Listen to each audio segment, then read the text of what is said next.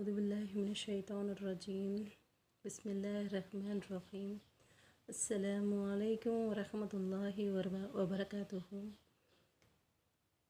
ஏக இறைவனின் சாந்தியும் சமாதானமும் உங்கள் மீதும் என் மீதும் என்றென்று நின்று நிலவற்றுமாக என்று கூறி எனது இந்த உரையினை ஆரம்பம் செய்கிறேன். இந்த உலகத்தில் பிற உயிரினங்களுக்கும் நமக்கும் இருக்கிற வேறுபாடே அறிவுதான். அந்த அறிவு வெறுமனே இருந்தால் அது பயன் தராது. அந்த அறிவை நம் வாழ்க்கையோடு சேர்ந்து வாழ்ந்தோம் என்றால் அது பெரும் மாற்றத்தை ஏற்படுத்தும். உதாரணத்துக்கு சொல்லணும் அப்படின்னா, வரதட்சணை திருமணத்துக்கு போகாதீங்க அப்படின்னு நம்ம சில பேர் சொல்கிறோம். சொல்கிற ஆளே அந்த செயலை செயல்படுத்தவில்லை. ஏனென்றால் அந்த அறிவு அவருக்கு பயன் தரலை. நாம் எத்தனையோ விஷயங்கள் வரதட்சணை திருமணத்துக்கு போகாதீங்க, ஆதரிக்காதீங்க, வரதட்சணை வாங்காதீங்கன்னு நம்ம எத்தனையோ கேட்டு சொல்லிடுறோம். ஆனால் அதை நம்மளால் செயல்படுத்தலை. அந்த அறிவு நமக்கு வேலை செய்யலை. குரான் வசனங்கள் இருந்தாலும், நமக்கு ஹதீஸ் இருந்தாலும், பெண் வீட்டாட்ட நம்ம வாங்கி சாப்பிடக்கூடாது அப்படின்ற ஒரு அறிவு இருந்தாலுமே அந்த வேலையை நம்ம செய்யலை. அதை நம்ம நடைமுறைப்படுத்தலை. அல்லாஹ் தன்னுடைய திருமறை குர்ஆனில் 62வது அத்தியாயத்தில் 5வது வசனமாக அல்லாஹ் சொல்கிறான், மசலுல்லதீன ஹும்மில தௌராத்த சும்மலம் யஹ்மிலுஹா கமசலில் ஹிமாரி யஹ்மிலு அஷ்வாரா. எவர்களுக்கு தௌராத் வழங்கப்பட்டு பின்னர் அதன்படி நடக்காமல் இருந்தார்களே அவர்களுக்கு உதாரணம் ஏடுகளை சுமக்கும் கழுதை போன்றது. ஏடுகளை சுமக்கும் கழுதை போன்றது அப்படின்னு அல்லாஹ் ஒரு கழுதையை உதாரணம் காட்டுறான். அப்படின்னா அந்த கழுதைக்கு எந்த ஒரு அறிவும் இருக்காது. அதுக்கு எந்த ஒரு அறிவார்ந்த புத்தகங்களை கொண்டு போய் அது மேலே வச்சாலும் சரி, இல்லை உலகத்தில் உள்ள அனைத்து அறிவார்ந்த ஒரு செயலை, அறிவார்ந்த ஒரு புத்தகங்களையோ அறிவுள்ள ஒரு பொருளை கொண்டு போய் அது மேலே வச்சாலும் சரி, அதுக்கு பயன் தராது. அதுபோல தான் மனிதர்களுக்கு வெறுமனே இந்த அறிவு பயன் தராது. நபி ஸல்லல்லாஹு அலைஹி வஸல்லம் ஒரு காலத்தில் வாழ்ந்த மனிதர்கள் எப்படி இருந்தாங்க? தீய வழக்க உடையவர்களாக தானே இருந்தாங்க. மது குடிக்கிறதும், சூதாட்டம் ஆடுறதும், இன்னும் பிற விஷயங்கள், தவறான பழக்க வழக்க உடையவர்களாக தானே இருந்திருந்தாங்க. ஆனால் அவர்களை எப்படி அது மாற்றுச்சு? அலி ரலியல்லாஹு அன்ஹு அவர்கள் அறிவிக்கிறார்கள், அபுதாவுதில் 3186வது ஹதீஸாக பதிவு செய்யப்பட்டிருக்கு. அலி ரலியல்லாஹு அன்ஹுவும் அப்துர் ரஹ்மான் பின் அவுஃப் ரலியல்லாஹு ஆகிய இருவரையும் அன்சாரி குலத்தை சேர்ந்த ஒருவர் விருந்துக்கு அழைத்திருந்தார். அவ்விருவரும் மதுவை குடிக்க கொடுத்தார். இச்சம்பவம் மது தடை செய்யப்படுவதற்கு முன்பு நடந்துச்சு. அலி ரலியல்லாஹு அன்ஹு அவர்கள் போதையுடன் குல்யா யுகல் சூரா என்ற சூரா ஓதி மக்களுக்கு மக்ரிப் தொழு வைத்தார்கள். போதையின் காரணத்தினால் தொழுகையில் தவறுதலாக ஓதிவிட்டார். அப்போ தான் நம்பிக்கை கொண்டோரே, அல்லாட்டிருந்து ஒரு வசனம் வருது, நம்பிக்கை கொண்டோரே, போதையாக இருக்கும்போது நீங்கள் கூறுவது உங்களுக்கு விளங்கும் வரை தொழுகைக்கு நெருங்காதீர்கள். 4வது அத்தியாயத்தில் 43வது வசனமாக அல்லாஹ் இறக்குனான். அல்லாஹ்வுடைய தூதர் ஸல்லல்லாஹு அலைஹி வஸல்லம் அவர்கள் மதுவின் தீமைகளுக்கு மக்களுக்கு எடுத்துரைத்தவர்களாகவும், எடுத்துரைத்தது மட்டும் இல்லாமல் அதை தன் வாழ்வில் நடைமுறையாகவும் வாழ்ந்து காட்டினாங்க. அப்போ அவங்களுக்கு அந்த மாற்றத்தை ஏற்படுத்துச்சு. அவங்க ரசூல்லா அந்த காலத்தில் நம்ம குரானை படித்ததும் இல்லாமல் அதன்படி அவங்க வாழ்ந்து காட்டுறதுனால அந்த மக்களுக்கு அது ஈஸியான முறையில் அவங்கள போய் சென்றடைஞ்சு அதையும் அந்த ஈமானிய மக்கள் ஈஸியாக எடுத்துக்கிட்டாங்க. அவங்களும் நடைமுறைப்படுத்தி வாழ்ந்தாங்க. ஆனால் இன்றைய காலத்தில், இப்போ இருக்கிற நாம் வாழ்கிற காலத்தில் எத்தனையோ மார்க்க பயான்களை கேட்குறோம். அன்றாட எத்தனையோ விஷயங்களை எல்லா, இப்போ யூடியூப் எடுத்தாலும் சரி, ஃபேஸ்புக்கை எடுத்தாலும் சரி, இல்லை அன்றாட ஏதாவது ஒரு மார்க்க விஷயத்தை நம்ம தெரிஞ்சுக்கிறோம், ஜும்மா உரையில் கேட்குறோம். இது அனைத்துமே நமக்கு நம்மளுடைய அறிவு பயன் தந்துச்சா அப்படின்னு பார்த்தோம்னா இது எதுவுமே நமக்கு பயன் தரலை. இது எதுவுமே நமக்கு ஒரு பயன் தரல. ஏன் பயன் தரல? இதை நம்ம ஒரு இன்ஃபர்மேஷன், இது ஒரு நமக்கு ஒரு தகவல், இது ஒரு இன்ஃபர்மேஷனாக தான் நம்ம பார்க்குறோமே, ஒரு மெசேஜ் அப்படின்ற அப்படின்ற ஒரு தோனியில் தான் நம்ம பார்க்குறோமே தவிர, உண்மையிலே சொல்லணும்னா இதை இத்தனை விஷயத்தை நம்ம கேட்டுக்கிட்டே இருக்கோம். ஒரு நாளைக்கு எப்படியும் ஒரு தடவை 2 தடவையாவது கேட்டுருவோம். ஆனால் அந்த அறிவு நமக்கு பயன் தரல.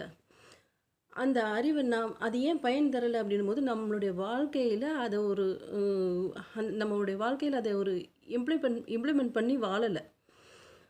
அதனால நம்மளுடைய வாழ்க்கையில் அதை நடைமுறைப்படுத்தி வாழ்ந்தோம்னா கூட அந்த அறிவு நமக்கு பயனுள்ளதாக இருந்திருக்கும். அது வந்து அடுத்தவர்களுக்கு பார்க்கும்போதும், ஓகே இவன் கரெக்டாக இருக்கான், இவன் சரியாக இருக்கான், நாமளும் இப்படி இந்த மாதிரி வாழணும் அப்படின்ற ஒரு எண்ணத்துக்கு அவங்களுக்கு கொண்டு போகும். ஆனால் நாம் இவ்வளோ விஷயத்த கேட்டறிஞ்சு கற்றறிஞ்சு எதுவுமே நமக்கு பயன் தரலையே. அப்போ நம்ம வெறுமனே நம்ம படிச்சுக்கிட்டு தான் போகிறோமே தவிர, அதை நம்ம ஒரு பயனுள்ளதாக நம்மளுடைய வாழ்க்கையில் சேர்த்து வாழவே இல்லை. இனிமேலாவது நம்ம எல்லாருமே வந்து நம்ம என்ன கற்றுக்கிட்டோமோ, நம்ம என்ன இதில் தெரிஞ்சுக்கிட்டோமோ, அதை வந்து நம்மளுடைய வாழ்க்கையோடு சேர்த்து வாழ இன்ஷா அல்லாஹ் பயிற்சி எடுத்துக்கும்.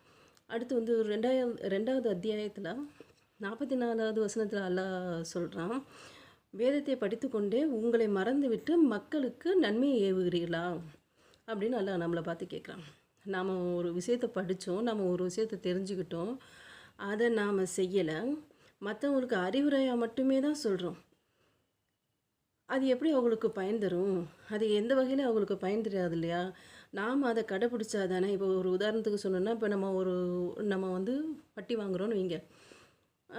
நம்ம ஒரு வட்டி வாங்கிக்கிட்டு இருக்கோம். வட்டி வாங்கிக்கிட்டு இருக்கோம். அந்த வட்டியோட தீமைகள்லாம் நமக்கு தெரியுது. இன்னொருத்தருக்கு அறிவுரை சொல்கிறோம்.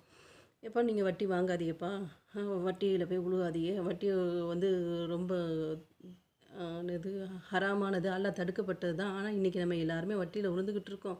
நீங்கள் வாங்காதீங்கப்பா, செய்யாதீங்கப்பா. நம்ம என்ன தான் கஷ்டப்பட்டு சம்பாதிச்சாலும் அதனுடைய பிரதிபலனை நம்மளால் என்ன தான் கஷ்டப்பட்டு சம்பாதிச்சாலும் அது நமக்கு பரக்கத் தராது அப்படின்னு நம்ம சொன்னோம்னா, சொல்லும்போது அது அவங்களுக்கு அந்த அறிவு அவங்களுக்கு பயன் தருமா? இன்னொருத்தர்கிட்ட போய் நம்ம சொல்ல போகும்போது அந்த அறிவு நமக்கு பயன் தராது இல்லையா? அப்போ நாம் அந்த வட்டி பக்கம் போகாமல் இருக்கணும்ல. நம்ம அந்த வட்டி பக்கம் போகாமல், இல்லை இது கேடு தரும், இதை நம்ம வட்டியை வாங்கக்கூடாது அப்படின்னு நாம் செஞ்சால் தானே அடுத்தவர்களுக்கு அதை நம்ம சொல்லவும் முடியும். நம்மளை பார்த்து அவங்களும் முயற்சி பண்ணுவாங்க. இது மாதிரி பல உதாரணங்கள் சொல்லலாம். நாம் அந்த வட்டியிலேருந்து நம்ம வட்டி வாங்காமல் வாழ்ந்தோம்னா தான் அடுத்தவர்களுக்கு அது பயனளிக்கும். அவங்களுடைய வாழ்க்கையிலே ஒரு மாற்றத்தை ஏற்படுத்தும். நாம் சரியாக இருந்துட்டு நாம் அடுத்தவர்களுக்கு சொல்லணும். நம்மள்கிட்ட மாற்றமே இல்லாமல் அடுத்தவர்களுக்கு சொல்வதனால எந்த ஒரு அறிவும் பயனற்ற அறிவு. பயனற்ற கல்வியிலிருந்து அல்லாஹ் நம்ம அனைவரையும் பாதுகாக்கணும். 8வது அத்தியாயத்தில் 53வது வசனம், எந்த ஒரு சமுதாயமும் தம்மிடம் உள்ளதை மாற்றிக்கொள்ளாதவரை, எந்த ஒரு சமுதாயமும் தம்மிடம் உள்ளதை மாற்றிக்கொள்ளாதவரை அவர்களுக்கு வழங்கிய அருளை அல்லாஹ் மாற்றுவதில்லை என்பதே இதற்கு காரணம் அப்படின்னு அல்லாஹ் சொல்கிறான்.